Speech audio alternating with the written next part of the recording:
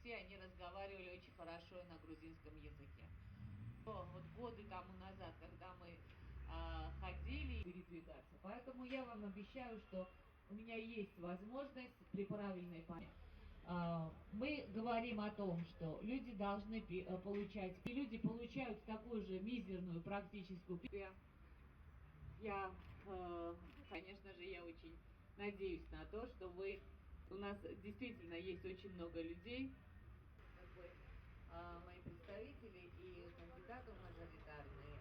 დღეს მარნეულში ვქონდა ჩვენ მარნეულის მოსახლეობის ნაწილთან შეხვედრა. ეს არ არის პირველი შეხვედრა მარნეულის რაიონში. ჩვენ ძალიან კარგად ვიცით აქაური პრობლემები და ერთ-ერთი უმნიშვნელოვანესი თემა არის ის, რომ მარნეულში მოსახლეობის დიდი ნაწილი არის აზერბაიჯანული და ამ ადამიანების გარკვეულმა ნაწილმა არ იცის ქართული ენა, რაც მათაც აწუხებთ ძალიან.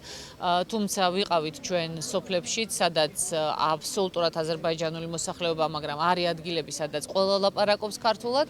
თუმცა ჩვენ უნდა მივახციოთ იმას, რომ ყველა რაიონში, ყველა ადგილზე საქართველოს ყველა მოქალაქემ იცოდეს ქართული ენა, მათ ჰქონდეთ იმისი შესაძლებლობა, რომ სრულყოფილად ჩაერთონ საქართველოს ცხოვრებაში, სრულყოფილად ჩაერთონ ქვეყნის განვითარებაში და ჩვენ მათ ამას ვპირდებით, ისევე როგორც ვპირდებით, რომ უყურადღებოდ არ იქნება მიტოვებული მათი პრობლემები, ვპირდებით იმას, რომ გაიხსნება დამატებითი მცირე და საშუალო ბიზნესის საწარმოები, სადაც ეს ადამიანები დასაქმდებიან.